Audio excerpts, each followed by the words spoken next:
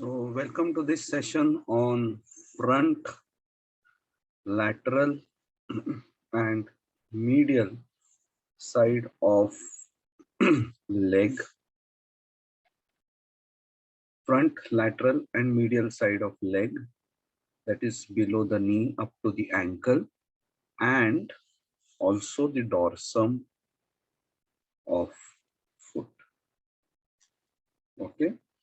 So let us firstly go for the surface landmarks. What are the surface landmarks we see here? Now suppose this is the thigh, and then here is the knee, and this is the medial side, this is the lateral side, this is the leg, and of course this is the foot with hallux. So hallux is on the medial side. So here we feel the patella, okay, and then we feel the tibia. So we can easily feel the medial condyle of tibia and lateral condyle of tibia, and in front of the tibia here we feel the tibial tuberosity.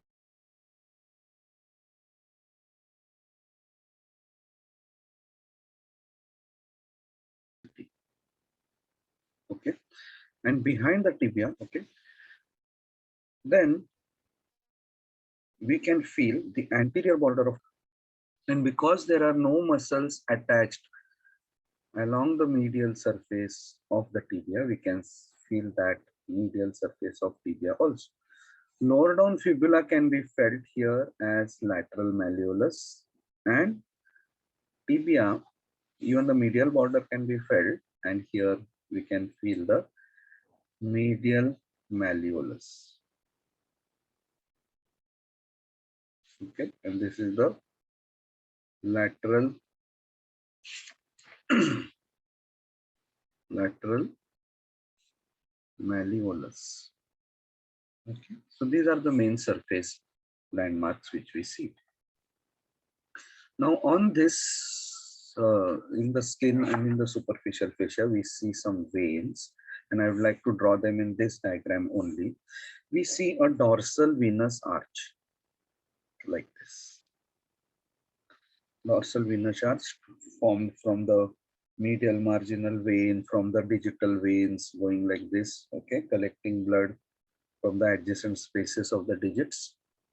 Okay, from the medial end of this dorsal venous arch starts the great saphenous vein, and from the lateral end starts the short saphenous vein.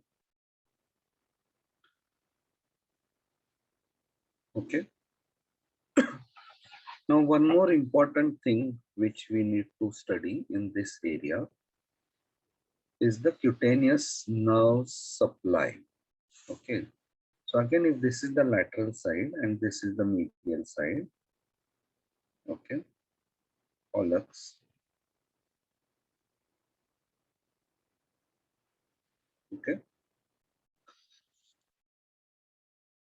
Grossly, this is the level of the ankle, this is the level of the knee. Okay. So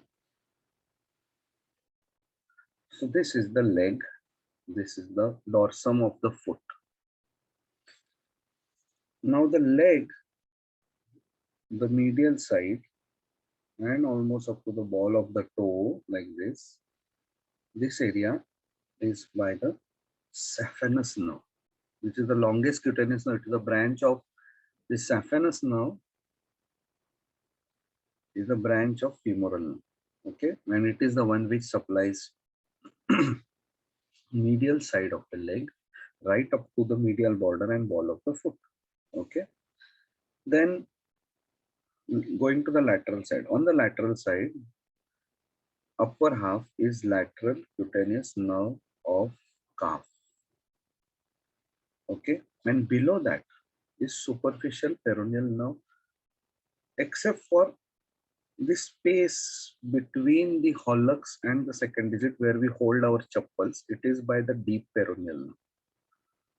So this any damage to deep peroneal now, a person will not be having a grip over the slippers. Okay, because his sensation between the hallux and the second digit is gone. Then the lateral border of the foot is by the sural nerve. So medial border is by saphenous nerve and lateral border is by sural nerve. And this area, lower part and lateral part, is by superficial peroneal nerve. So dorsum of the foot and lower lateral part of the leg is by superficial peroneal nerve. Only this one digital space is by the deep peroneal nerve. Again, here there are three compartments in this region. Okay, so suppose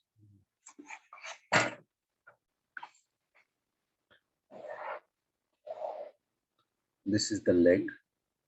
Now this is the tibia. So this will be the medial side. So this is the tibia, and then this is the fibula over here. And this is the tibia. So there are two intermuscular septae like this.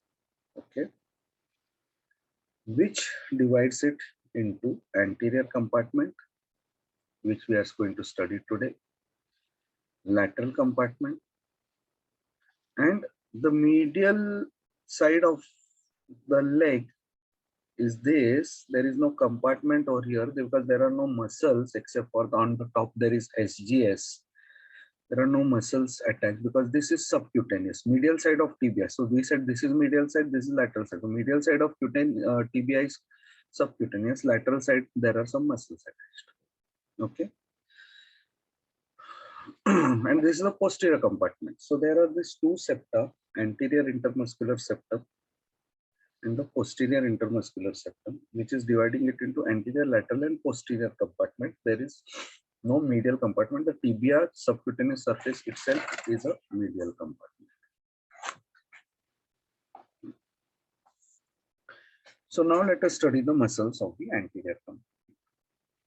These muscles of the anterior compartment of the leg are dorsiflexors or extensors. So if this is my leg and this is my sole, so this action is dorsiflexion and this action is plantar flexion. So actual flexion is plantar flexion where the sole goes down, but this action going up is dorsiflexion.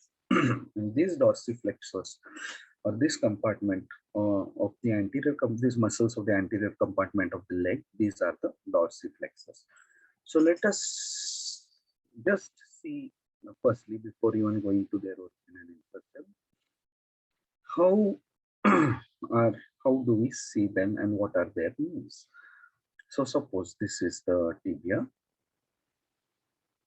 this is the medial malleolus, okay, and then below the tibia is fibula, and this is the lateral malleolus of the fibula. In between there will be the border of fibula and tibia, which I am not drawing, which will be somewhere somewhat like this, right? And here they form the ankle joint. Now this is the medial, this is the anterior border of the tibia, which we call it as the shin. Now medial surface, this is the medial surface. On the medial surface, there are no muscles except for in the upper part there is this SGS tendons, SGS, sartorius, gracilis, and semitendinosus. And to prevent the friction of these three, there is a bursa here. That bursa is the anserine bursa. That bursa is called as the anserine bursa. Okay. This bursa is there just to prevent the friction of the SGS muscles, the sartorius gracilis. So that's all about the medial compartment.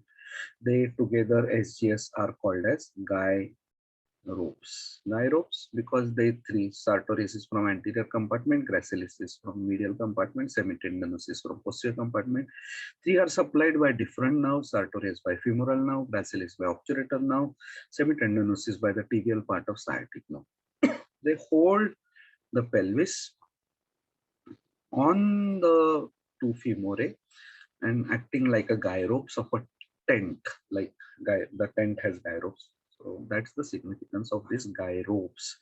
Guy ropes of a tent, if like holding the roof.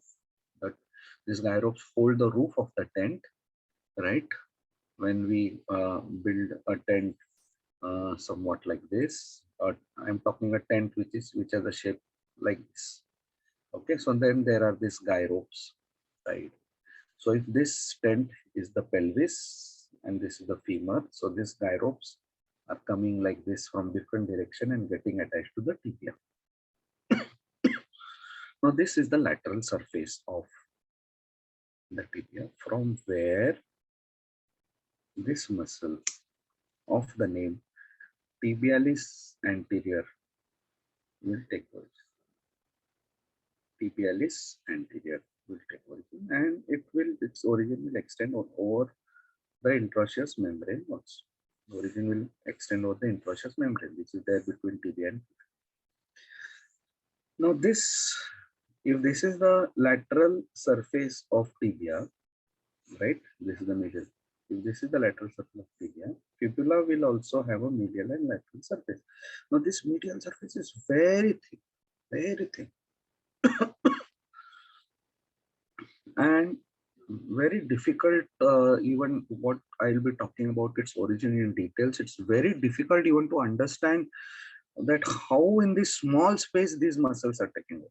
Okay, so in the upper part of the medial surface takes origin the extensor digitorum muscle, and in the lower part is the origin of the Peroneus Tertius. Okay, extensor digitorum and Peroneus Tertius. So I have divided it into upper 1/4 and lower 1/4, and there is middle 2/4 in between. And what happens in medial 2/4? In the anterior half is the origin of extensor digitorum, and in the posterior half is the origin of extensor hallucis. Extensor hallucis. Okay, so extensor digitorum is in the anterior 1/4 and anterior half of middle 2/4, and in the posterior half of middle 2/4 is extensor hallucis longus. This is extensor digitorum longus, and in lower 1/4 is Peroneus Tertius. Now lower down, suppose this is the talus for which no muscle is attached on the talus. Okay, then there are these cuneiforms over here. Okay, navicular, cuboid, and then after cuneiform there are this metatarsal 1, 2, metatarsal 3, in front of cuboid, metatarsal 4, metatarsal 5. Okay, 1, 2, 3, 4, 5. And then there are this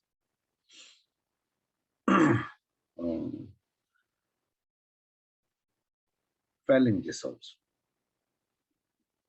right? Only 2 phalanges in case of hallux, like the thumb. Okay, so only 2 phalanges in case of thumb and 3 phalanges. On this tibialis anterior, after its origin, it comes like this and gets inserted. Okay, gets inserted here in the medial cuneiform bone and base of the first metatarsal. Medial cuneiform and base of the first metatarsal. So tibialis anterior, the origin of tibialis anterior was from the lateral side of the tibia, lateral condyle, and lateral surface of the shaft of the tibia and intraosseous membrane, and it is getting inserted on the medial cuneiform and the base of the first metatarsal. Okay. While when we talk about the extensor hallucis longus, this muscle, extensor hallucis longus, which was taking origin from the fibula, to be precise, posterior half of the middle to fourth of the fibula of the medial surface, and it goes like this, and it gets inserted at the base of the distal phalanx. So here will be flexor hallucis longus. So this muscle will come like this and get inserted here. Flexor hallucis longus. Then the digitorum. Now this digitorum tendon, it when it comes here, it will split into 4 parts. Okay, it will split into 4 parts, and these 4 tendons will go to 4 digits. And like in upper limb, it will also form extensor digit, extensions, and these extensor extensions will dorsal digital extensions, what we say, dorsal digital expansions, and these dorsal digital expansions will be attached to the base of the middle and distal phalanx. So middle and distal phalanx, middle and distal phalanx. So extensor digitorum longus, middle and distal, falling by dorsal digital expansion. So this extensor digitorum, which is taking origin from upper 1/4 of the medial surface of fibula, anterior half of middle to fourth of the fibula, posterior half of middle to fourth is extensor hallucis longus, anterior half is extensor digitorum longus, and gets inserted on middle and distal phalanx, via the dorsal digital expansions. Now in the lower 1/4, okay, lower 1/4, we have one more muscle called as Peroneus Tertius. This Peroneus Tertius muscle goes and gets inserted on the base of the 5th metatarsal, on the dorsal side. So Peroneus Tertius origin is here from the lower 1/4 of the medial surface of fibula, and insertion is here. And the insertion is here. Okay. As the name suggests, all of these muscles, they belong to the extensor compartment. So all of these muscles are dorsiflexors.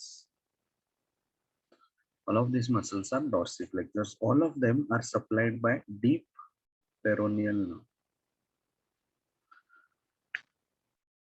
All of them are supplied by deep peroneal nerve. So common peroneal nerve is somewhere here and on the posterior aspect, and then it enters this compartment by passing between tibia and fibula as deep peroneal nerve. Divides into 2 branches. Common peroneal nerve. Deep peroneal nerve will come and supply these 4 muscles, and superficial peroneal nerve will come on this lateral aspect, and it will supply the peroneus longus and brevis, which is on the lateral compartment. So anterior compartment is supplied by deep peroneal nerve, branch of common peroneal nerve, which is branch of sciatic nerve. While the lateral compartment is supplied by the superficial peroneal nerve. Okay. So these are the dorsiflexors supplied by deep peroneal nerve. Now, all of them, but extensor hallucis longus, apart from the dorsiflexion, will also extend the great toe, hallux. Okay, and tibialis anterior, apart from being a dorsiflexor, because it is going on the medial aspect, it is also inverter. What is inversion? Suppose this is my foot. If I turn my foot so that the sole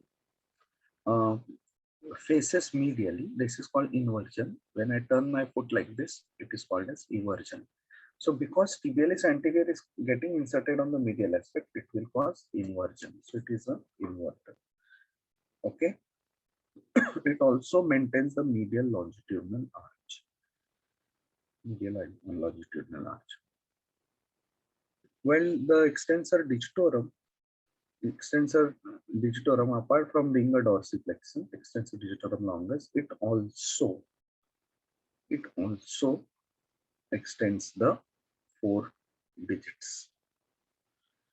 Okay. It also extends the foredigit, the phalanges, the toes. Now, coming to the lateral compartment. In the lateral so anterior compartment, there are these four muscles, and of course, there is this flexor retinaculum, which runs like this. Through this flexor retinaculum, there are two strips, and these four tendons will be running below the flexor retinaculum. Okay. Now, coming to the lateral compartment. In the lateral compartment, there are two muscles, Peroneus longus and Peroneus brevis. This lateral compartment is divided into upper 1/3, middle 1/3, and lower 1/3.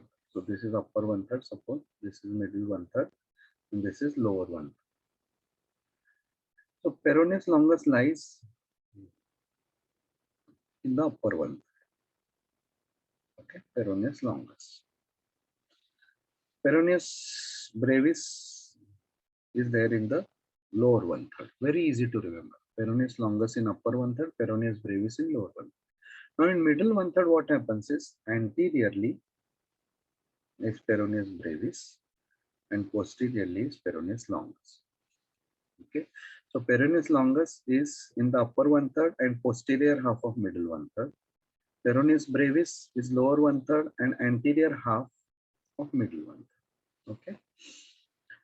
I'll draw separate diagrams to explain these origins, but why I'm drawing it together is Peroneus brevis goes and gets inserted again on the fifth metatarsal bone. Okay, the base of the fifth metatarsal bone. While Peroneus longus, it comes like this. Oh, this is very interesting. It's a muscle of the lateral compartment. So brevis gets inserted on base of fifth metatarsal, but longus goes like this, crosses from below all the metatarsal. Okay, and it goes and gets inserted at the same place where tibialis anterior is inserted.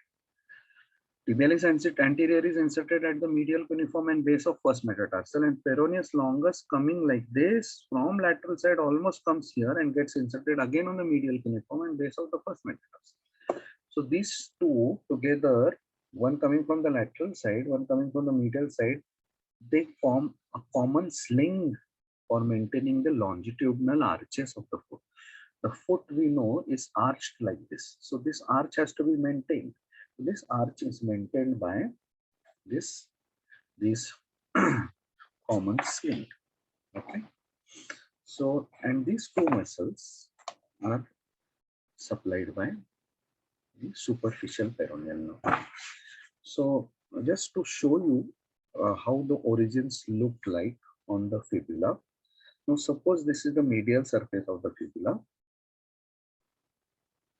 That is divided into upper 1/4, lower 1/4, and middle 2/4. Now suppose this is the anterior and this is the posterior. So in the upper 1/4 of the medial surface, we are talking about the medial surface fibula, is extensor digitorum longus. In the lower 1/4 is Peroneus Tertius. Now what happens in the middle 2/4? In the middle 2/4, anterior part is extensor digitorum longus and posterior part is extensor pollicis longus. Why we are talking about longus? Because there is a brevis also, and I'll show you where this brevis is. So extensor digitorum is from upper 1/4 and anterior half of middle 2/4. Extensor pollicis is posterior half of middle 2/4, and Peroneus Tertius is lower 1/4 of the median surface of fibula. Now I'm drawing for you the lateral surface of fibula. On the lateral surface of fibula, we divide it into 1/3, 1/3, and 1/3. Upper 1/3, middle 1/3, lower 1/3. In the upper 1/3 is Peroneus longus. In the lower 1/3 is Peroneus brevis. In the middle 1/3, anteriorly, suppose this is anterior, this is posterior, is Peroneus brevis, and posteriorly is Peroneus longus. So origin of Peroneus longus is in the upper 1/3 and posterior half of middle 1/3. Peroneus longus. Peroneus brevis is lower 1/3 and anterior half of middle 1/3. Okay, that's how the origins are. The actions of these peroneal muscles is they are everters of the foot. Okay, the actions of these two muscles is they are the everters. That is, they will turn the sole lateral. Okay, they are the everters. But Peroneus longus will form a common sling. Okay, it will form a common sling along with tibialis anterior for maintaining the longitudinal arches. Peroneus longus also plays an important role in maintaining the lateral longitudinal arch. Okay, so this is about the muscles of the lateral compartment. We talked about which are two muscles, peroneus longus and brevis. Muscles of the anterior compartment of the leg, which are four: extensor digitorum, extensor hallucis longus, peroneus tertius, and tibialis anterior, which is taking origin from the tibia. We discussed their actions, we discussed their nerve supply. All of these are supplied by deep peroneal nerve. The lateral muscles are supplied by superficial peroneal nerve. Okay, these both are branches of common peroneal nerve. Now, there is one more muscle on this area, and this muscle is limited only to the it's limited only to the dorsum of the foot. It takes origin from the calcaneus and comes like this. And this name of this muscle is extensor digitorum brevis. Okay, and this brevis will come like this from the calcaneum. Okay, it will come from the calcaneum like this, and then it will give slips. It will give slips, which will go to the hallux and it will go to the 3 digits. Okay, it doesn't go to the it doesn't go to the last, the fifth one, the little finger of the little toe. It doesn't go there, so it gives 4, and this is called as extensor hallucis brevis, while remaining 3 form part of the extensor digitorum brevis. Now, why this muscle exists at the first place? Because all these dorsiflexors, they will cause dorsiflexion. All this extensor hallucis longus, extensor digitorum longus, they will be all causing the dorsiflexion of the ankle. So that time they are used once they are used for the dorsiflexion of the ankle. It's very difficult to use them for the dorsiflexion of the digits. So therefore, there is an additional dorsiflexor for the digits, which is extensor digitorum brevis, and the medial part of which is very long. It's called as extensor hallucis brevis. It is again supplied by the deep peroneal nerve. Now, with that description, I would like to introduce to you the artery and the nerve of this compartment. The nerve of this compartment we have already discussed. The nerve of this compartment was deep peroneal nerve. And what is the artery of this compartment? The artery of this compartment is the anterior tibial artery. Okay, this anterior tibial artery is a smaller terminal branch of the popliteal artery. Smaller terminal branch of the popliteal artery. Now let us draw and see where these arteries are located.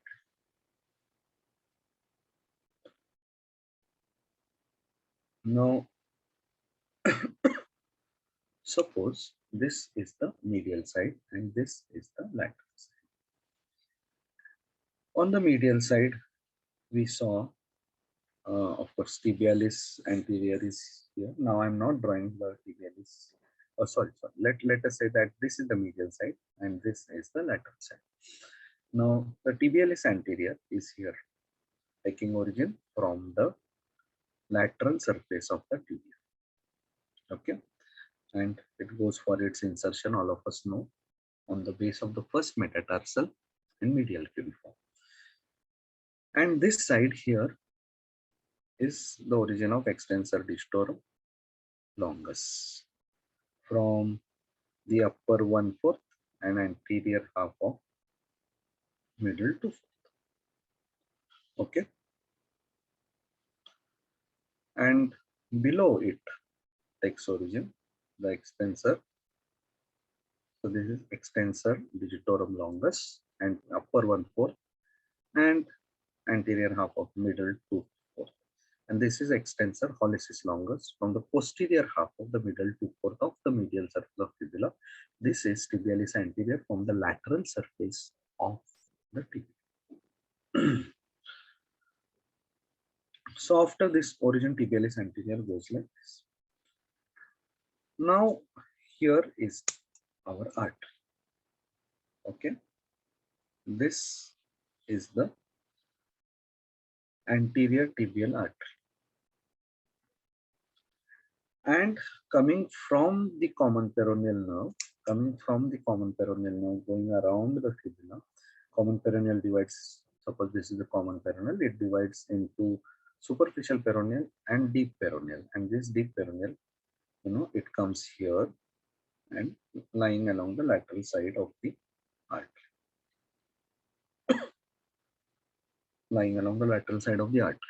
Okay, this is the medial side, this is the lateral side. Now what happens is this tibia, this extensor hallucis longus tendon, it goes like this and crosses the both artery and nerve from lateral to medial side. So therefore, when we write the relations of this artery and nerve, we say in upper 1/3, middle 1/3, and lower 1/3.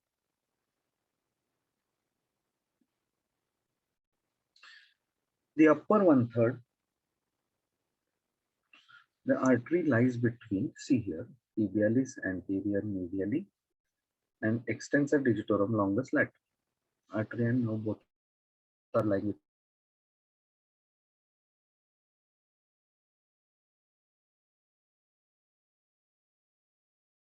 between anterior medially and extensor hallucis longus lateral. Right? The artery and the nerve, they are lying between tibialis anterior medially and extensor hallucis longus lateral. In the lower 1/3, this is extensor digitorum longus, it lies between extensor digitorum longus laterally and extensor hallucis longus medially. Okay, so I'll repeat again. In upper 1/3, it lies between tibialis anterior medially, extensor digitorum longus lateral. Tibialis anterior, extensor. In middle 1/3, it lies between tibialis anterior and extensor hallucis longus. In lower 1/3, it lies between extensor hallucis longus and extensor digitorum longus. Okay. Now, what happens to this artery? This anterior tibial artery, it will come down like this and becomes, after it crosses the ankle, it is called as dorsalis pedis artery. So anterior tibial artery, it is a smaller terminal branch of the popliteal artery. When it crosses the ankle, it is called as dorsalis pedis artery. This dorsalis pedis artery goes to the digits, gives the first digital artery and continues like this, forms an arch and therefore called as arcuate artery. In between, it will give the medial tarsal artery, okay, medial tarsal artery, lateral tarsal artery, medial tarsal artery, lateral tarsal artery. Okay, it will give medial malleolar artery, lateral malleolar artery. So these are the branches of the anterior tibial artery. Okay, the malleolar arteries and the tarsal arteries. What about the nerve? The deep peroneal nerve. It will give muscular branches. It will give muscular branches to all these four muscles. And cutaneous branch, its cutaneous branch will be only this much between the hallux and the second toe. This is second toe and this is the hallux. So only in this digital space where we hold the slippers, it supplies, and of course it will also supply the ankle joint. And muscular branches will be given to tibialis anterior, extensor pollicis longus, extensor digitorum, and lower down here there is peroneus tertius muscle also. Okay. So that's all about the medial side, the lateral side and the anterior side of the toe. So we'll have a fast revision now. We started with studying the surface landmarks. We were studying the front, lateral and medial side of the foot. In the surface landmark, we said this is the patella, and then we identified medial condyle, lateral condyle of tibia, and then this is the shin, medial surface of the tibia, and then we talked about medial malleolus and lateral malleolus. In the nerve supply, and of course, we found the dorsal venous arch, which is very easily seen in the great saphenous, and from its lateral end is the small saphenous. Then we saw the various nerves supplying this area. Medial side of the tibia was by the saphenous nerve, which is branch of femoral nerve. It supplies even the medial border of the foot. Lateral border of the foot was by sural nerve. Upper half of the lateral surface was lateral cutaneous nerve, calf, and the lower part was by the superficial peroneal nerve. This first digital space was by deep peroneal nerve between the second toe and the hallux. And then this is tibia, this is fibula, this is anterior compartment, lateral compartment, and posterior compartment. This is tibia and this is fibula, and then this is the medial side, this is lateral side, and we are now talking about the four muscles which are there in the anterior compartment. Tibialis anterior is from the lateral surface of the anterolateral surface or lateral surface of the tibia, and also from the interosseous membrane, and it goes for its insertion on the base of the first metatarsal and medial cuneiform. Then is extensor digitorum longus from the upper 2/4 of the medial surface of fibula, upper 1/4 of the medial surface of fibula, and anterior half of middle 2/4. And it goes for extensor digitorum longus, forms the extensor digitorum expansion and gets inserted on the middle and the distal phalanx. From the posterior half of the middle 2/4 of the medial surface of fibula is extensor pollicis longus, gets inserted on the distal phalanx of the hallux. Peroneus tertius is from the lower 1/4 of the medial surface of fibula and gets inserted on the base of the fifth metatarsal. So here we have drawn this, right? Extensor digitorum, Peroneus tertius, and in the middle 2/4 is extensor digitorum longus, extensor pollicis longus. And in the lateral compartment, there is Peroneus longus and Peroneus brevis in the upper 1/3 and lower 1/3. In the middle 1/3, anteriorly is Peroneus brevis and posteriorly is Peroneus longus. Peroneus longus gets inserted at the same place where tibialis anterior gets inserted. Goes like this longus and gets inserted at the base of the first metatarsal and medial cuneiform. Peroneus brevis gets inserted at the base of the fifth metatarsal bone. Then we talked about the vessels and nerves of this area. This is tibialis anterior medial side, extensor digitorum longus, extensor pollicis longus. So these nerves lie between tibialis anterior and extensor digitorum in the upper 1/3, tibialis anterior and extensor pollicis in middle 1/3, and extensor pollicis and extensor digitorum in the lower 1/3. We talked about their malleolar branches and continuation as dorsalis pedis, and the branches of the nerve which goes to all the muscles and to the ankle joint. Okay, and it supplies the cutaneous supply between the first two. We also talked about one more muscle which is shown here in the red, which is coming from the calcaneum lateral side, and this is the extensor digitorum brevis, and its medial most part is the extensor pollicis brevis. It joins the dorsal digital expansion of the extensor digitorum longus muscle.